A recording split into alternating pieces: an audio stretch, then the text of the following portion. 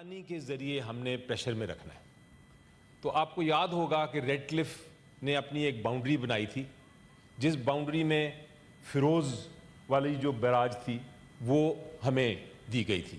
آخری منٹ پہ ریڈ کلف نے وہ لائن جو تھی باؤنڈری ڈرا کر کے تو وہ وہاں دے دی. کشمیر کا بھی ایشو پانی کی وجہ سے ہی انہوں نے رکھا الائیو. تو جس دن پاکستان ہماری انڈیپینڈنس ہوئی اس کے 7 مہینے کے اندر پہلا کام جو کیا, پانی کو استعمال کیا انڈیا نے ایک ویپن کی طرح, ایک ہتھیار کی طرح, اور انہوں نے ستلج کا پانی بند کر دیا فیروز پور جو براج تھی اس کے ذریعے. جب وہ بند کر دیا تو ایک دم پاکستان نے ریئلائز کیا کہ ہم تو لوور ریپیرین ہیں اور یہ ہندوستان جو ہے یہ پانی کو استعمال کر سکتا ہے. 12 سال لگے اس کے بعد سر ہمیں. 12 سال میں انٹرنیشنل دنیا بھی اس میں آئی, یونائٹڈ نیشنز بھی آئی, ورلڈ بینک بھی آئی, اور انہوں نے بیٹھ کے پھر فائنلی یہ طے کیا انڈس واٹر ٹریٹی کے ذریعے کہ ہم جو ہے فیصلہ کر لیں کہ اس پانی کو کس طرح ہم نے چلانا ہے. ہمارے سامنے 2 اس وقت ایشوز تھے. ایک یہ تھا کہ ہم پانی کو شیئر کریں, یعنی ہر دریا کا پانی ہم باقاعدہ ایک دوسرے کے ساتھ شیئر کریں, اور دوسرا تھا کہ ہم طلاق دے دیں, اور طلاق دے کے یہ کریں کہ کچھ دریا ادھر دے دیں اور کچھ دریا ہم رکھ لیں. تو الٹیمیٹلی یہ فیصلہ ہوا کہ یہ شیئرنگ تو پاسبل نہیں, کل کو جا کے پھر جھگڑے ہوتے رہیں گے کہ کون پانی کتنا استعمال کر رہا ہے. اس لیے فیصلہ یہ ہوا, اس کو کہا گیا کہ یہ ایک ڈائیورس سیٹلمنٹ ہے, یعنی یہ طلاق کی طرح ایک سیٹلمنٹ ہے. 3 جو ریورز تھے, 3 جو دریا تھے, ریور راوی, بیاس اور ستلج, وہ ٹوٹلی ہندوستان کو دے دیا. یہ ٹریٹی کے لفظ ہیں کہ ٹوٹلی اس کا استعمال انڈیا کرے گا, صرف جو پانی وہ استعمال نہیں کرے گا وہی پاکستان میں آ سکتا ہے.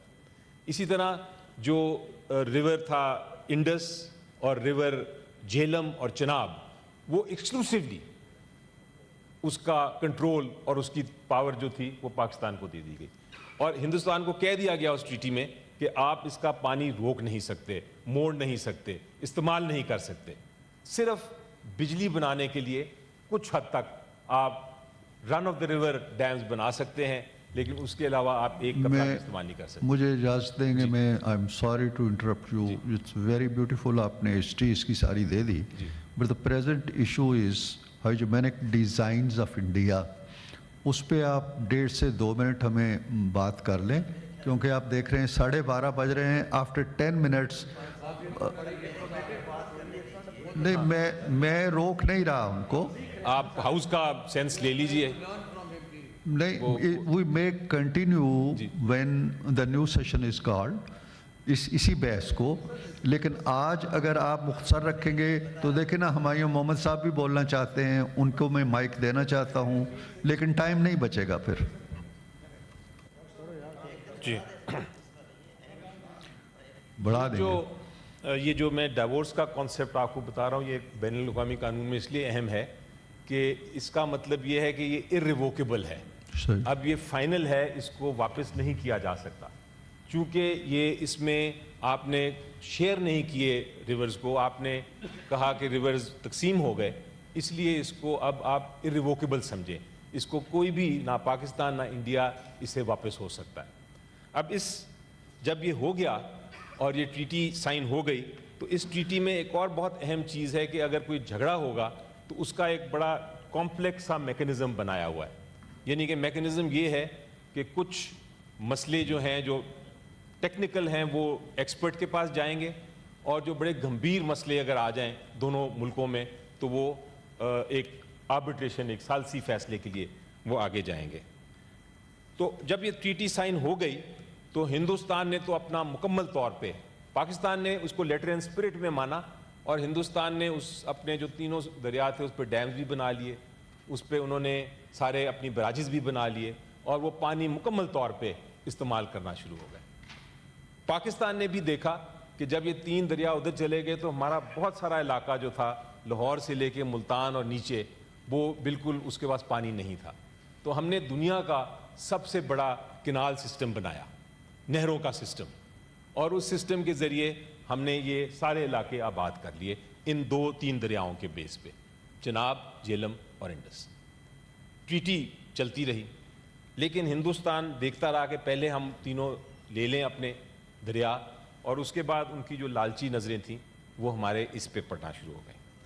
اب ٹریٹی کو اگر آپ دیکھیں تو ہندوستان نے یہ کیا سر کہ انہوں نے سوچا کہ ہم اس کو توڑ تو سکتے نہیں ہیں، کیونکہ اس میں شک 12 نمبر شک ہے، ایک آرٹیکل ہے 12(4).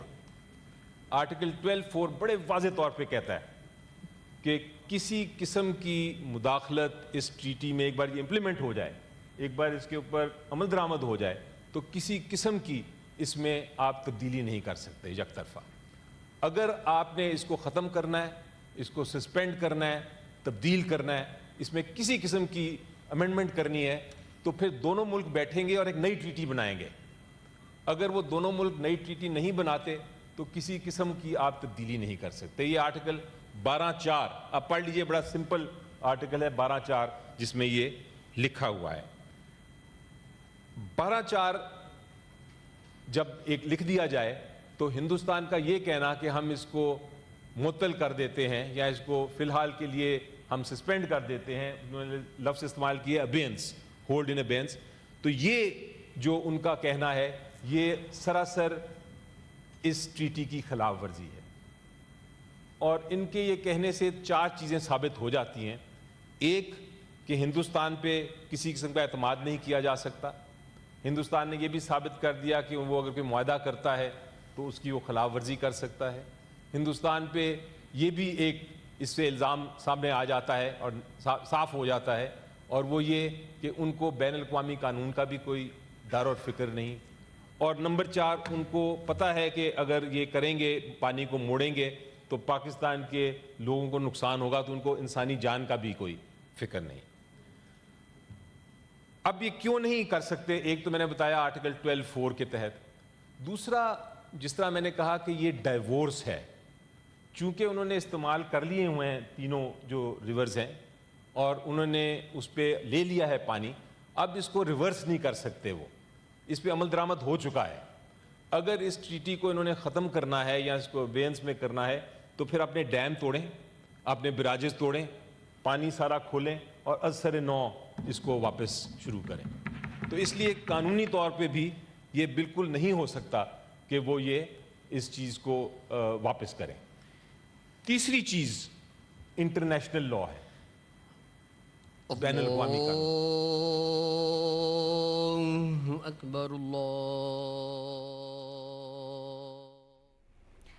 ناظرین، اس وقت سینٹ میں آذان کا وقفہ لیا گیا ہے۔ سینٹ کا اجلاس جاری ہے اور بھارت کی جانب سے یک طرفہ طور پر سنتاس معاہدہ معطل کرنے پر بحث کا آغاز ہو چکا ہے۔ بیرسٹر علی ظفر اظہار خیال کر رہے تھے۔ ان کا یہ کہنا تھا کہ بھارت پانی کو ہتھیار کے طور پر استعمال کر رہا ہے، جو کہ عالمی قوانین کی صریحاً خلاف ورزی ہے۔ دونوں ممالک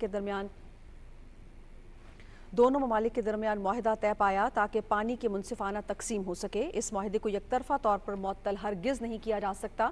پاکستان کا شمار پانی کی کمی والے ممالک میں ہوتا ہے۔ قائد اعظم نے فرمایا تھا کہ کوئی بھی قوم اپنے اثاثوں کی اہمیت جانے بغیر ہرگز ترقی نہیں کر سکتی۔